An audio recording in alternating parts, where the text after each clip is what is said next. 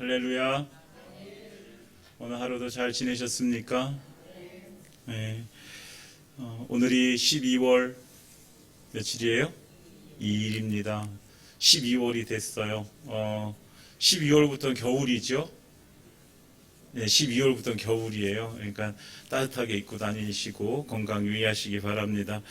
날이 많이 쌀쌀해지셨어요. 12월이 되어지면 항상 올 한 해 어떻게 살았나 한번 이렇게 뒤돌아보는 시간을 갖게 되어지는 것 같아요. 그냥 12월이라는 그 시간이 그렇게 만드는 것 같아요. 이게 마지막 남은 달력 한 장을 바라보면서 내가 올해는 얼마나 하나님께 영광이 되어지는 삶을 살았나, 또 하나님께서 또 싫어하시는 일들을 내가 하지는 않았나, 이런 생각들을 쭉 해보게 되어져요. 그러면서 하나님께 용서해야 될 죄가 있는가, 또 내 주변의 사람들을 힘들게 하고 어렵게 해서 그들에게 용서를 구해야 되는 일들은 없는가, 올해 안에 내가 계획했던 것들 중에서 꼭 하지 않으면 후회될 만한 것들이 있진 않은가라는 것들을 한번 생각해 봐요. 그러면서 차근차근 이제 해야 될 일들, 하나님과의 관계와 이웃과의 관계와 내 삶에 이루어지는 모든 일들, 그런 것들을 한번 이렇게 정리하고 또 할 수 있는 만큼 또 이렇게 하게 되어지는 달이 12월인 것 같습니다. 2020년은 사실 여기 키워드 하나를 딱 대라고 하면 코로나일 거예요. 지금까지도 사실은 우리가 사는 이 춘천 땅은 그동안은 그래도 다른 지역에 비해서는 좀 여유가 있었는데, 요즘 들어서 오늘 문자가 온 게 90번째 확진자 문자를 받았어요.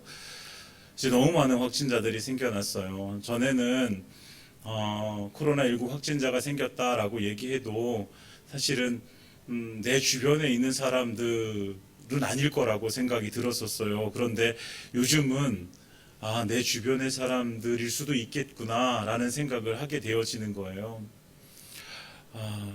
이런 상황들, 이런 환경들을 주신 것도 분명히 하나님이신데, 이런 상황들이 왜 우리에게 주어졌는가, 좀 더 고민하고 또 우리가 하나님 앞에 더 올바로 설 수 있는 그런 시간이 되어졌으면 좋겠습니다. 그래서 우리의 죄가 있다면 회개하고 돌이키고 다시 하나님께 나아가는 그런 12월 한 달이 되어지기를 예수님의 이름으로 축원드립니다. 한 해를 올해 12월을 마무리하고, 또 마무리하면서 12월 때 해야 될 일이 뭐냐면, 이제 새로운 한 해를 어떻게 준비해야 될 것인가를 우리는 생각하고 기도해야 돼요. 저도 목사로 우리 교회가 2021년도에는 어떤 목표를 가지고, 어떤 표를 가지고, 어떤 모습으로 교회를 이렇게 운영해 갈 것인가를 고민하고 기도하고 있어요. 그리고 어떤 일꾼을 세워서 어떻게 사역할 것인가를 좀 고민하고 기도하고 있습니다. 여러분들도 내년 사역을 위해서 좀 기도해 주시고, 여러분들의 개인적인 삶 가운데 내가 꼭 이루어야 되고 하나님 앞에서 내 삶이 어떻게 드려야 되는지 한번 생각해 보시고 기도하시고, 그런 계획들을 세워가는 한 달이 되어졌으면 좋겠습니다. 근데 계획을 열심히 세우긴 해요. 저도 열심히 계획을 세우는데 제가 조금 의지박약인 부분이 있어요. 그래서 항상 작심 3일? 사실 작심 3일만 돼도 대단한 것 같아요. 어떤 때는 작심하고 한 하루 지났으면은 이렇게 안 되고 막 이런 경험들도 하게 되어지는데, 작심 3일에도 괜찮습니다. 여러분들 계획이 없는 것보다는 그래도 계획을 가지고 있는 것이 좋습니다. 그리고 그 계획을 붙들고 하나님 앞에 기도할 때에 하나님께 3일이 아니라 365일 우리를 지키셔서 그 계획을 이뤄가게 하실 줄 믿습니다. 그러니까 하나님 의지하고 계획 세우시기 바랍니다. 그래서 우리의 시작도 하나님과 함께 창대하게, 그리고 우리의 마지막도 하나님의 은혜로 창대하게 되어지는 은혜가 임하기를 원합니다. 오늘 성경에서 우리는 이제 한 사람을 보게 되어져요. 이제 요아스라는 왕인데요. 요아스의 아버지는 아하시아라는 왕이었어요. 아하시아의 어머니는 이스라엘의 왕인 아합이라는 왕의 딸, 아달랴였어요. 아합이란 왕, 우리가 계속 수요일날 이렇게 말씀을 나눴지만, 이 아합이라는 왕, 너무나 악한, 하나님을 버린 그런 악한 왕이었는데, 그 딸은 뭐 어디 가겠어요? 똑같이 이어받았겠죠. 그 모습을. 그러니까 이 아하시아도 어머니 아달랴의 영향을 받고, 그래서 죄악된 길을 걸어가게 되어져요. 하나님을 버리고 우상을 숭배하고, 이런 아하시아에게 하나님은 심판하셔서 예후에게 죽임을 당하게 하죠. 근데 이 아하시아가 죽자 이제 누가 왕이 되어지면 아달랴가 왕이 되어지는 거예요. 그리고 자기가 왕이 되어지면서 모든 이제 왕가의 후손들을 다 죽여버리는 거예요. 자기의 이제 왕권을 이제 견고하게 하기 위해서 다 죽여요. 그런데 그 중에서 하나님께서 한 사람을 살려두시는 거죠. 여호람의 딸이고 아하시아의 누이이고 제사장 여호야다의 아내인 여호사부앗이라는 사람을 통해서 요아스 왕자를 몰래 숨기게 되어집니다.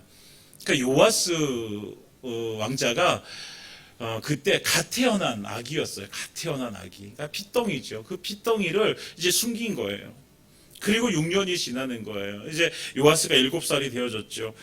그러니까 아달랴는 6년 동안 이 유다를 다스리면서 생각해 보세요. 아합의 길로 아버지인 아합을 따라왔던 이 아달랴가 유다를 통치하니까 이 유다 땅이 얼마나 황폐하게 되어졌을까. 이거 그냥 생각만 해도 이렇게 답이 나오잖아요. 그렇죠? 네.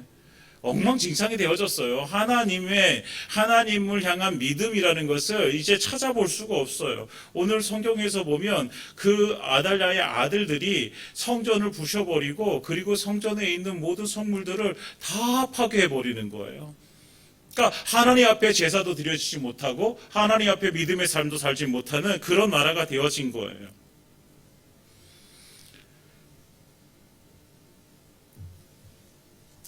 그리고 나서 이제 여호야다라는 이 제사장이 이제 안 되겠다. 요아스가 7살이 되어졌을 때에 우리 이제 이렇게 살면 안 되겠다. 분명히 하나님께서는 다윗의 왕가를 통해서, 다윗의 그 가문을 통해서 유다를 맡기셨고, 그 유다에게 그 씨가 이제 멸하지 않겠다고 하나님께서 약속해 주셨는데, 이제는 우리가 왕을 세워야 되겠다라고 하고 요아스, 그 7살 난 이제 요아스를 왕으로 세우게 되어집니다. 그 왕으로 세우는 과정 속에서 아달랴는 죽게 되어지고, 그리고 요아스가 왕이 되어집니다. 7살에. 그리고 40년 동안 통치했다라고 성경은 기록하고 있습니다.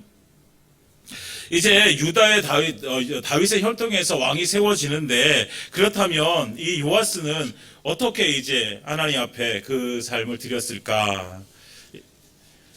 오늘 성경에서 보면 2절에 보면 이렇게 기록하고 있어요. 제사장 여호야다가 세상에 사는 모든 날에 요아스가 여호와 보시기에 정직하게 행하였으며, 그러니까 요아스가 왕이 되어지고 하나님 앞에 어떻게 행했어요? 정직하게 행했어요. 그런데 그 앞에 조건이 하나 붙었어요. 제사장 여호야다가 세상에 사는 모든 날에.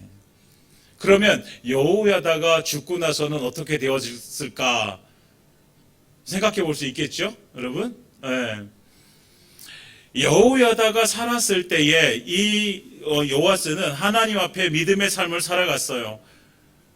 그리고 하나님의 말씀대로 요아스가 살게 되어져요. 그래서 그 여호야다가 살아있는 동안에 이 요아스는 어떻게 하냐면 성전을 보수해야 되겠다라는 마음을 갖게 되어져요.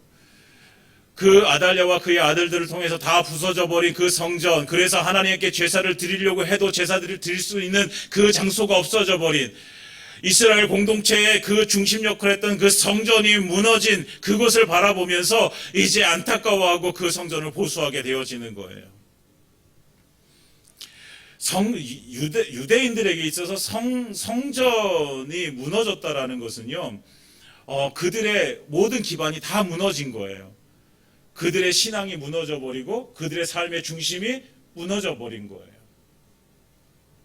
그러니까 이 요아스가 왕이 되어지고 나서 이제 그 하나님 앞에 제사 드릴 수 있는 그곳을 다시 세워야 되겠다.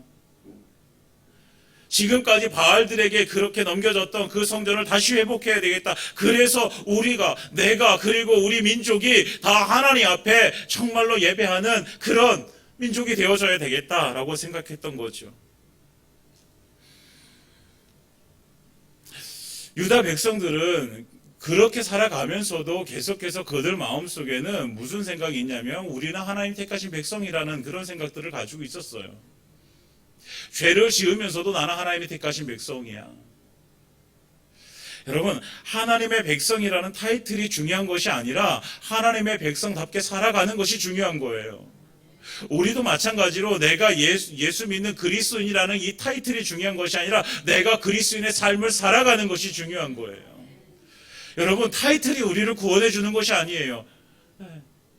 내가 정말 예수 그리스도를 믿음으로, 그래서 내가 예수님의 제자로, 내가 예수님이 가신 그 길을 따라가는 사로 살아갈 때에 우리에게 그 천국의 은혜가 임하게 되어지는 것이지, 내가 그리스도이냐, 나 11시만 되면, 주일날 11시만 되면 교회 나가서 예배 드려, 이것이 우리를 구원해 줄 수는 없다는 거예요. 여러분, 구원은 오직 믿음으로 가는 거죠. 믿음으로. 그러니까 우리에게 하나님의 백성이라는 타이틀, 하나님의 자녀라는 타이틀, 이것이 우리에게 뭐 자랑이 되거나 이것이 우리의 내세울 어떤 것이 아니라, 우리가 내세울 것은 나를 하나님께서 자녀로 삼아주셔서 지금 내가 어떻게 살아가고 있는 것, 하나님의 자녀답게 살아가고 있는 이 삶이 자랑이 되어야 되는 거예요. 그래서 이 삶이 자랑이 되어질 때 누가 영광을 받으시는 거예요? 하나님께서 영광 받으시는 거예요. 이것이 아니라 그냥 내가 열심히 살고 있는 이 삶이 자랑거리가 되어지면 그 영광은 누가 취하게 되어져 있어요? 내가 취하게 돼 있는 거예요. 내가 열심히 살아서 내가 한 거니까. 내가 열심히 공부해서 좋은 대학에 갔으니까 그 영광은 누구 거예요? 내 거죠. 내가 열심히 했으니까. 내가 열심히 해서 돈 많이 벌었어요. 그러면 그 영광은 누구 거예요? 내 거잖아요. 그리스도인, 그리스도를 따르는 사람, 그리고 성도, 거룩한 하나님의 백성, 우리는 그리스도인이요 성도잖아요. 그러면 우리의 삶 가운데 오직 예수 그리스도를 따라가는 삶을 살아가는 것이 마땅한 거고, 성도, 거룩한 하나님의 백성으로 살아가는 것이 마땅한 거죠. 우리가 불려지는 그 이름답게 살아가는 것이, 그것이 마땅한 거잖아요. 내가 예수 믿는 사람이라고 이렇게 불려지면서 예수 믿는 그 모습으로 살아가지 않고 있다면, 이 예수 믿는 사람이라는 이 불려지는 이 이름이, 그게 뭐가 그렇게 대단해요? 그거 대단하지 않잖아요. 그리스도인이란 이름의 유래를 알잖아요. 안디옥에 복음이 전파되어져 그 안디옥의 사람들이 예수님을 믿는 모습들을 보면서, 그곳에 있는 사람들이 예수 믿는 사람들을 바라보면서 야, 저 사람들 그리스도인이야, 이렇게 얘기한 거잖아요. 그러니까 그리스도인이란 이 말이 그렇게 좋은 말은 아니었다고요. 그냥 쟤들은 예수쟁이야, 이런 말이잖아요. 예수쟁이. 다시 말하면 쟤들은 예수에 미친 사람이야, 쟤들은 예수밖에 모르는 사람이야, 이런 얘기예요. 그리스도인이라는 이 이름은 예수에 미쳤다라는 거고 예수밖에 모른다는 거예요. 그러니까 우리가 그리스도인이라는 이름을 가지고 살아가는 거는 누구에게 미쳐야 되는 거예요? 예수에 미쳐서 살아가야 되는 거죠. 오직 예수밖에 모르는 사람들이 되어져야 되는 거예요. 아유, 목사님 그랬다고 미치면 돼요? 미치면? 여러분들, 사람들은요 다 무엇인가에 미쳐서 살고 있어요. 사실은 어떤 사람, 그 미친다는 단어가 좀 어감이 그렇지만, 어떤 사람은 돈에 미쳐서 살고 있고요, 어떤 사람은 권력에 미쳐서 살고 있고요, 어떤 사람은 자식에게 미쳐서 살고 있고, 어떤 사람은 더 좋은 학위를 얻기 위해서 미쳐서 살고 있어요. 그럼 우리는 무엇에 미쳐서 살고 있는가? 저와 여러분들은 무엇에 미쳐서 살고 있는가? 우리는 오직 예수로 미치고 예수로 살아가는 인생이기를 원합니다. 예, 다른 사람들은 다른 거에 미쳐도 나는 그냥 예수에 미쳐서 사는 거예요. 예, 그냥 예수 이름만 믿고 가는 거예요. 예수님께서 가신 그 길, 그래서 예수님께서 네 십자가 지고 나 따라와라. 예수님께서 진 십자가 저도 제가 저에게 부여해 주신 그 십자가 지고 예수님 따라가겠습니다. 이것이 그리스도인의 삶의 모습이죠. 이것이 우리의 고백이어야 되는 거죠. 왜 우리가 예수에 미쳐서 살아야 돼요?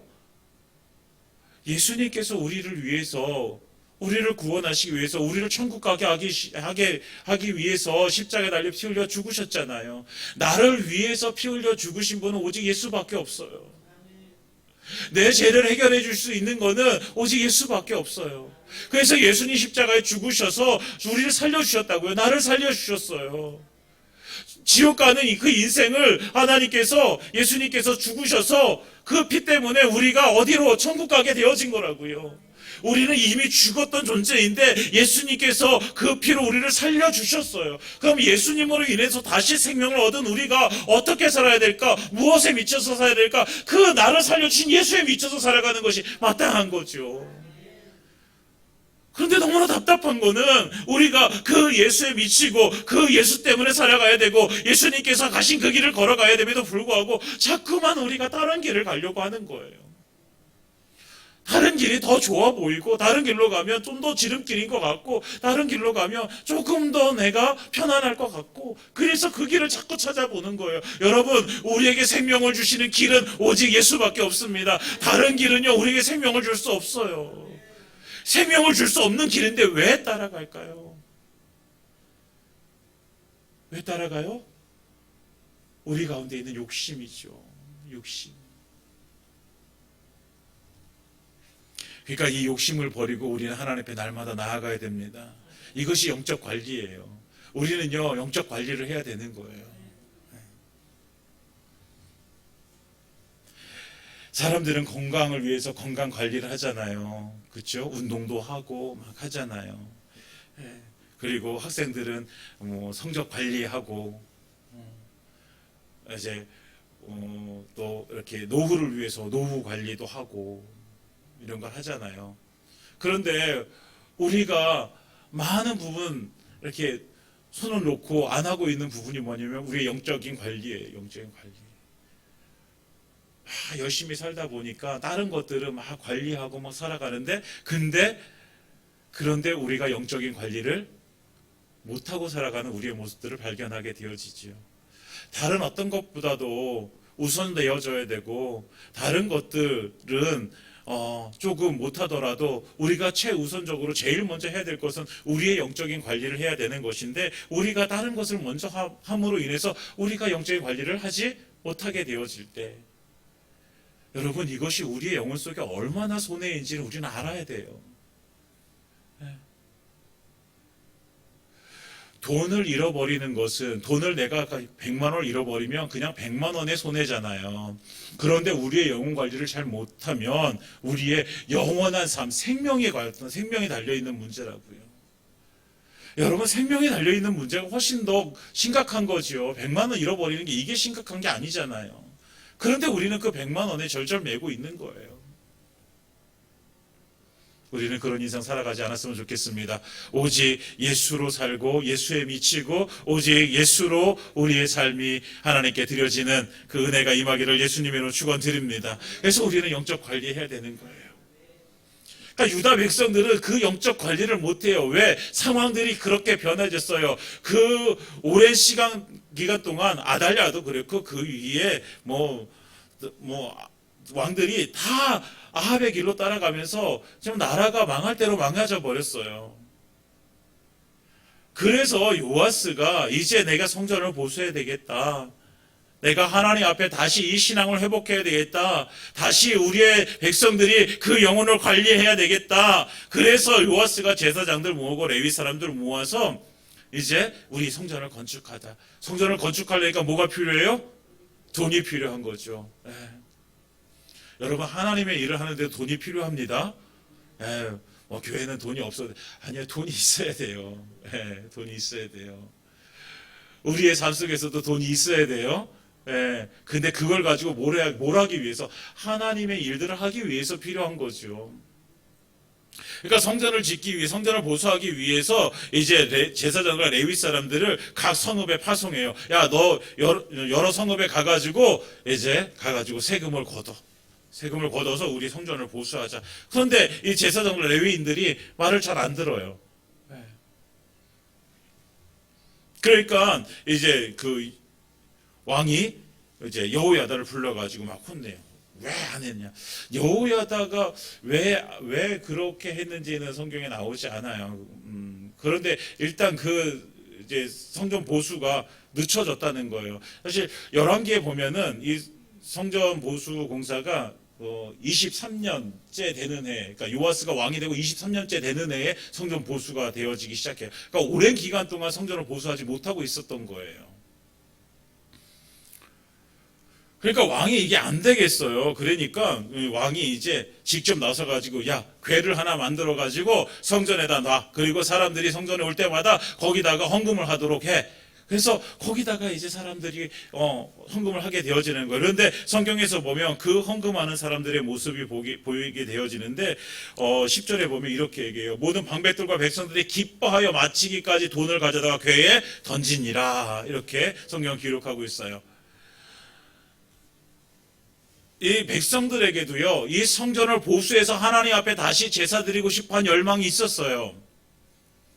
이제 분위기가 바뀌었어요. 그동안은 우상을 숭배하고 우상에 절하는 그것이 그냥 자연스러운 분위기였는데 이제는 우리 하나님 앞에 제사 드리는 그런 백성으로 다시 서자, 이런 분위기가 이제 바뀌었어요. 그래서 기쁨으로 헌금하게 되어져요. 그래서 기쁨으로 헌금해가지고 많은 돈이 이제 모여지게 되니까 그것들을 이제 공사하는 자들에게 주게 되어집니다. 오늘 그 감독자들에게 주어서 감독자들은 석수와 목수를 고용하고 그리고 철군과 노쇠군을 고용해서 하나님의 전을 수리하게 되어집니다.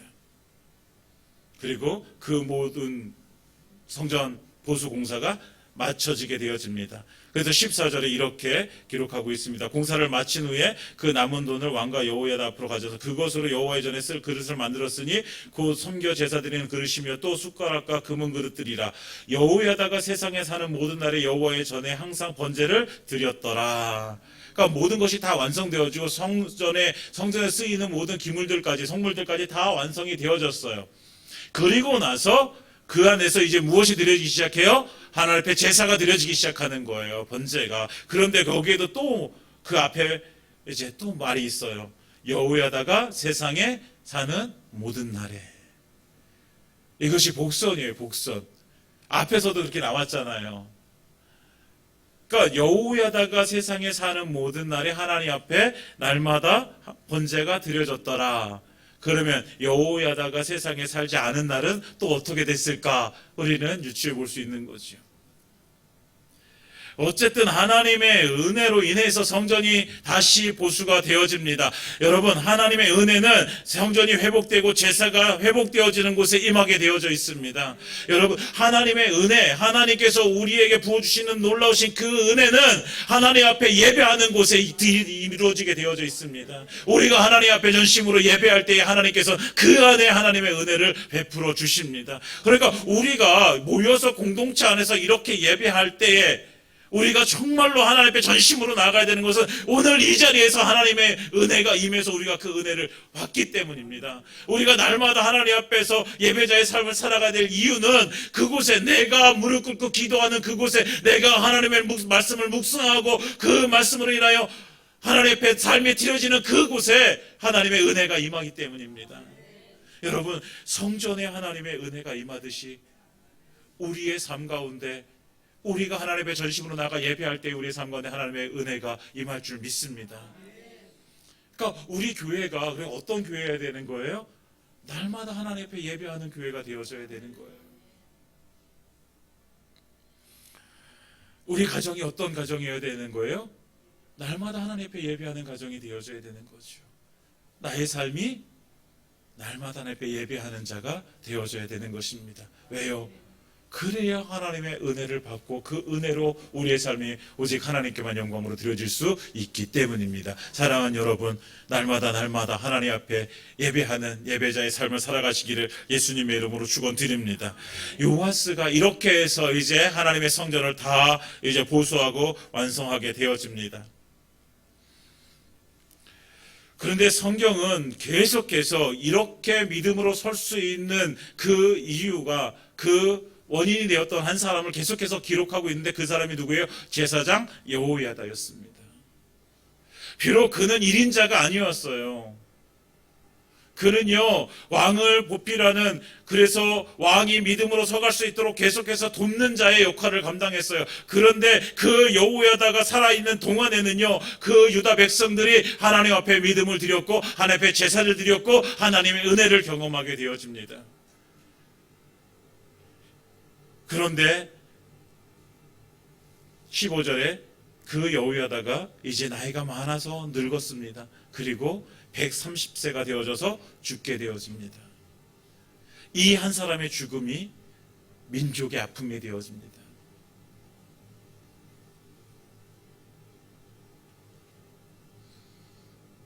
(16절에) 보면요, 이 여호야다가 어디에 묻히게 되어지면, 죽고 나서 무리가 다윗성 여러 왕의 묘실 중 장사하였으니 라고 이렇게 기록하고 있습니다. 왕의 묘실 중에 장사되어졌어요. 오늘 새벽에 나눈 말씀이 이 말씀들인데, 이에 반해서 요아스는요, 나중에 죽게 되어져서 어떻게 되었냐면 왕의 묘실에 묻히지 못해요. 이게 되게 아이러니한 거예요. 왕의 묘실은 다윗의 그 왕가의 묘실인데, 사실은 요아스가 거기에 묻혀야 되는데 여호야다가 묻히게 되어지는 거예요. 평생 2인자로 살아도 상관없습니다. 평생 빚도 없이 이름도 없이 살아도 괜찮습니다. 우리가 하나님 앞에 믿음을 가지고 드려서 하나님께서 영광 받으시는 삶을 우리가 살아간다면, 하나님은 그 이름을 기억해 주시고 하나님께서 그 이름에 합당한 열매를 우리에게 주실 줄 믿습니다. 그에 마땅한 상급을 우리에게 주실 줄 믿습니다. 그러니까 우리는 이 세상 속에서 어떤 영광을 얻기 위해서 살아가는 인생이 아니라 하나님의 나라에서 영광을 얻기 위해서 살아가는 인생이어야 되는 거죠.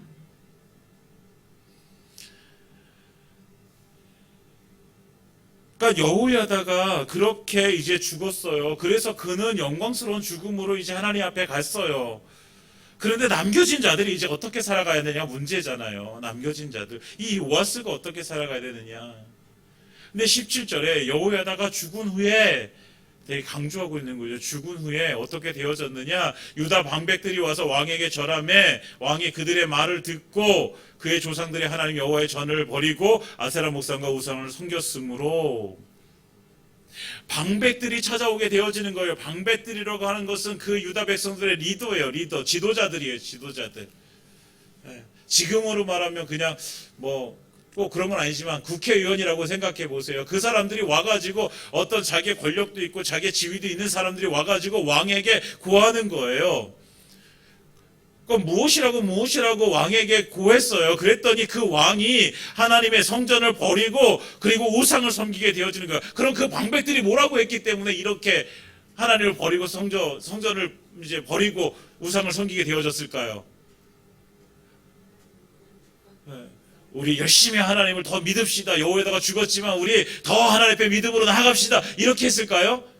아니잖아요. 이렇게 했으면 여호와스가 이렇게 안 되었죠. 그들이 꼬시는 거예요. 뭐라고? 이제 하나님을 우리가 섬기는 것보다 바알을 섬기는 것이 훨씬 더 우리에게 유익입니다. 우리가 훨씬 더 많은 복을 누리게 될 것입니다. 이렇게 꼬셨을 거란 말이에요.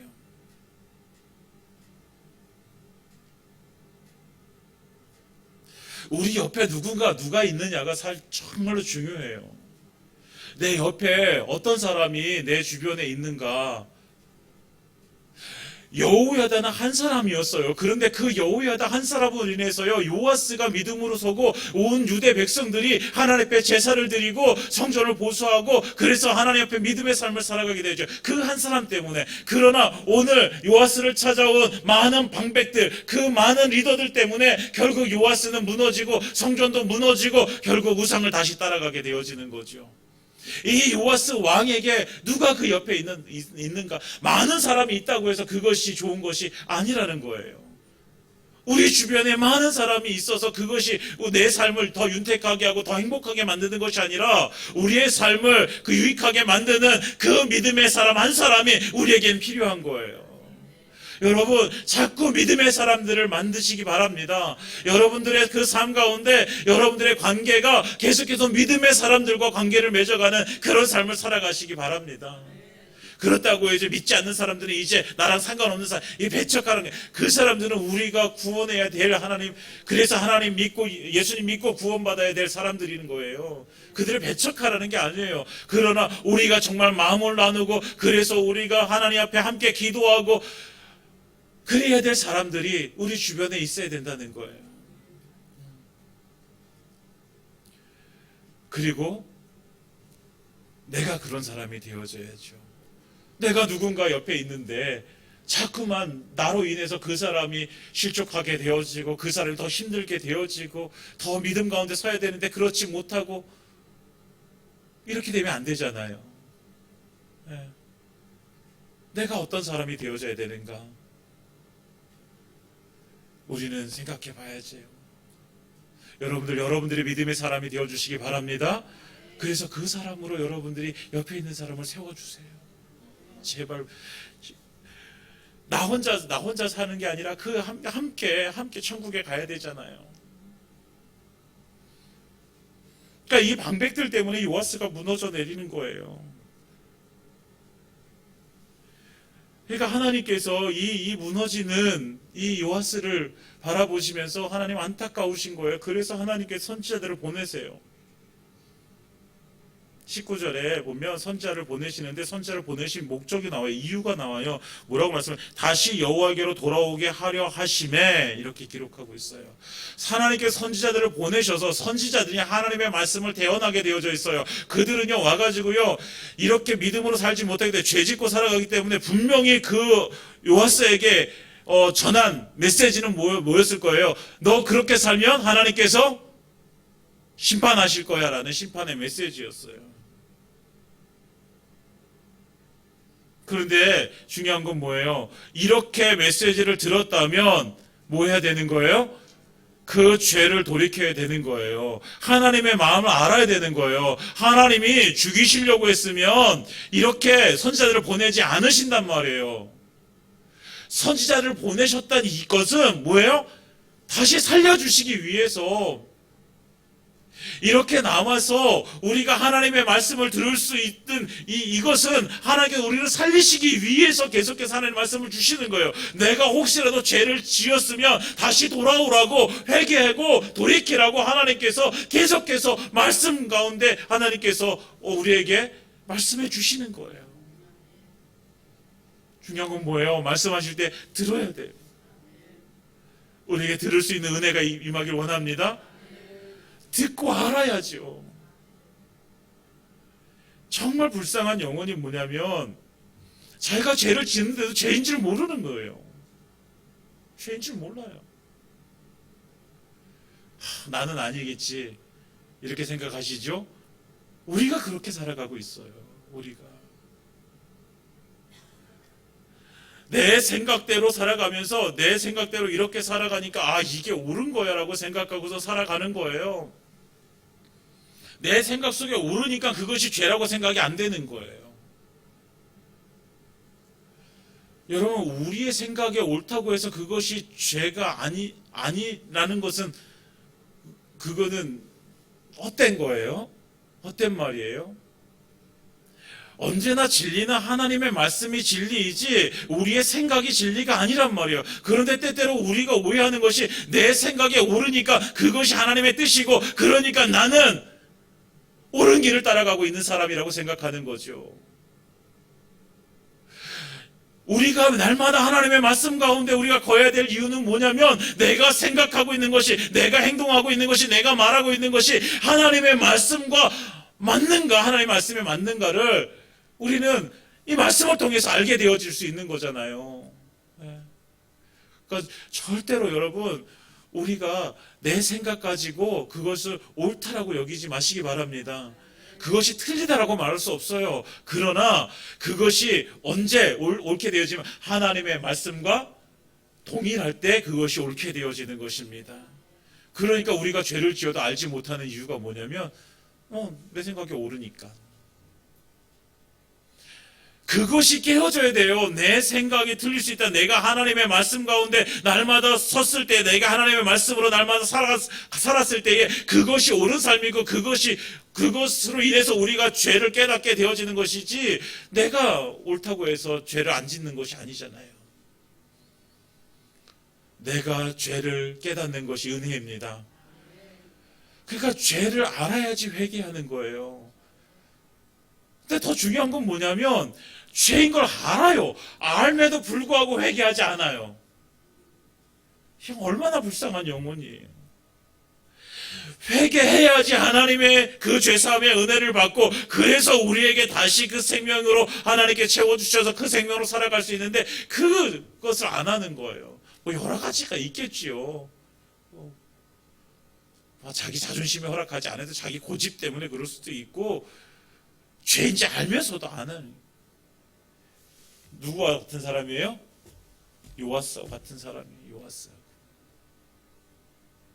그냥 하나님 친절하게 알려주신다. 너 그거 죄야. 이렇게 알려주신다고요. 너 그거 죄야. 그러니까 돌이켜야 돼. 회개해야 돼. 그렇지 않으면 너 죽어. 이렇게 말씀하신다고요. 그러면 돌이켜야죠.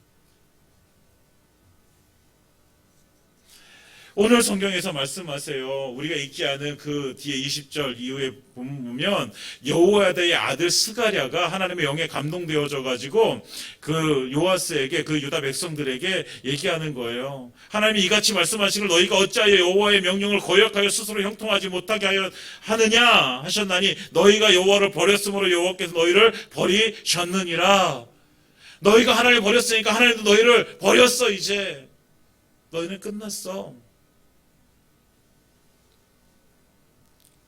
이때만 해도 돌아오면 되는 거예요. 이때만 해도. 하나님 버리셨다고 하니까 하나님 죄송합니다. 용서해 주세요. 살려 주세요라고 그리고 더 회개하고 돌아오면 되는데, 근데 돌아오지 않으면 결과적으로 하나님께서 말씀하신 이 말씀이 이루어질 수밖에 없는 거예요. 하나님이 버리시는 거예요. 돌아올 수 있을 때가 은혜입니다, 여러분. 예수님의 제자들 중에서 수제자라고 하는 베드로가 있었고요. 그리고 예수님을 팔아먹은 가룟 유다가 있었어요. 여러분, 베드로의 죄가 더 클까요? 예수님을 3번이나 부인한 베드로의 죄가 더 클까요? 예수님을 팔아먹은 가룟 유다의 죄가 더 클까요? 여러분들 생각 어떤 게 더 클 것 같아요? 그래도 팔아먹은 게 더 크겠죠. 부인한 것보다는. 아니, 똑같은 거예요. 똑같이 하나님을 버리고 예수님을 버린 거예요. 버린 거예요. 그런데 이 두 사람의 인생이요 전혀 다릅니다. 베드로는 어떻게 돼요? 회개하고 돌아오게 됩니다. 가룟 유다는 그 제사장들에게 받은 돈 그냥 던져주고선 가가지고 자살해버립니다. 누가 천국에 갔을까요, 여러분? 베드로가 천국에 갔어요. 가룟 유다는 어디 갔을까요? 지옥에 갔겠죠. 회개를 하느냐 하지 않느냐, 그래서 그 삶을 돌이키느냐 돌이키지 않느냐는 생명에 관한 문제라고요. 들을 수 있는 귀가 있기를 원합니다. 하나님은 말씀하세요. 성경을 통해서 말씀하시든지, 내 환경을 통해서 말씀하시든지, 내 주변의 사람들을 통해서 말씀하시든지, 목사님 저를 통해서 말씀하시든지 하나님은 말씀하신다고요. 근데 그거를 알아야죠. 그래서 들을 수 있는 귀가 있는 것이 복입니다. 놓치지 마세요. 회개할 수 있는 기회를. 하나님께서 주신 기회. 그 기회를 놓치지 말고 회개해야지 우리가 하나님의 은혜 가운데 다시 거하게 되어지는 거예요. 세상의 마음을 뺏기지 않는 거예요. 회개하지 않으면요 계속해서 세상의 마음을 뺏기게 되어져 있어요. 세상 마귀가 사로잡고 있고 그 마귀가 우리를 계속해서 미혹하거든요. 유혹하거든요. 죄 지으라고. 너 하나님과 멀어지라고.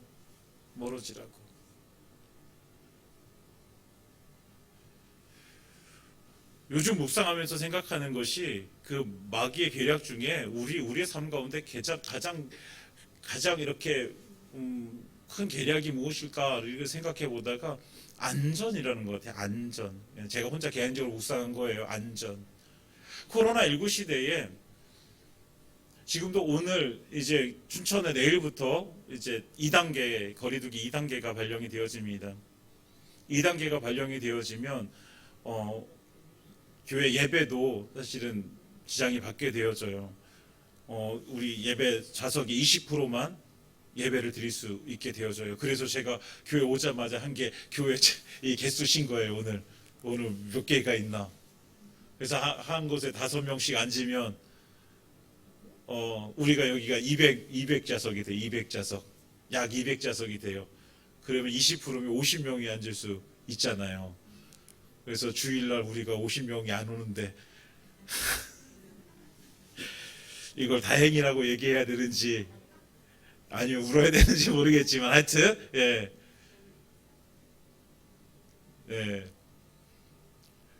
감사해야죠. 감사해요. 우리에게 이렇게 넓은 예배당을 주신 하나님께 감사한 거예요. 그런데요, 코로나19 시대를 맞이하면서 우리 마음속에 가장 이게 큰 짐으로 다가온 게 뭐냐면 안전에 대한 문제예요. 안전. 내가 예배를 드리러 가면 사람들이 이렇게 모여서 예배 드리는데 코로나 걸리지 않을까. 안전에 대한 문제예요. 사실은요, 교회를 못 올 정도면 마트도 가지 말고 아무 데도 못 가요. 아무 데도. 그런데 유독 교회 가는 것을 두려워할 필요는 없잖아요. 슈퍼도 가고 마트도 가고 뭐 시장도 가고 다 가는데, 커피숍도 가고 식당도 가고 다 가는데. 사랑하는 여러분, 안전에 대한 문제도 하나님께 맡겨주시기 바랍니다. 우리는 하나님이 보호하지 않으시면 사실은 살 수 없는 존재잖아요.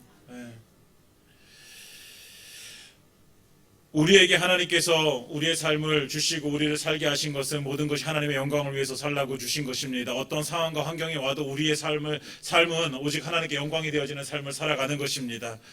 그래서 오늘 요아스는요, 하나님 앞에 믿음으로 살 수 있는 기회, 회개에서 용서받을 수 있는 기회를 얻었음에도 불구하고 그것을 놓쳐버리고 결과적으로 이 이후에 보면은 전쟁을 통해서 그는 결국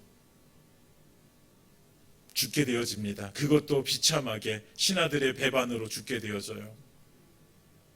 그리고 아까 말씀드린 왕의 묘실에 들어가지도 못하게 되어져요. 하나님이 너를 버릴 것이다. 하나님의 버리심은 죽음입니다. 하나님의 버리심이 그냥 단순히 조금 어떤 고통이 아니라 그냥 하나님의 버리심은 사망이라는 거예요. 사망, 죽음이라는 거예요. 우리가 하나님 앞에 나아가길 원합니다. 하나님께서 우리 가운데 주신 삶, 우리는 이제 하나님 떠나서 아무것도 할 수 없는 존재임을 우리가 이제 깨닫고 다시 하나님께로 돌아오는 삶, 회개에서 돌이켜서 하나님께 돌아가는 삶, 그래서 날마다 하나님의 믿음으로 살아가는 그 삶을 저와 여러분들이 살아가기를 예수님으로 축원드립니다. 그래서 정말 주님께서 주신 삶, 비록 상황은 코로나19 때문에 너무 힘들고 사람들은 그것 때문에 두려워하고 그렇지만 우리가 하나님 앞에 드리는 이 믿음의 삶은 어떤 상황이 와도 어떤 환경이 와도 그것은 포기하지 마시고 오직 날마다 하나님 앞으로 나아가는 삶 살아가기를 원합니다. 이제 말씀을 마치겠습니다. 은혜로 시작해서 은혜로 마감해야 되는 삶이 우리의 삶입니다.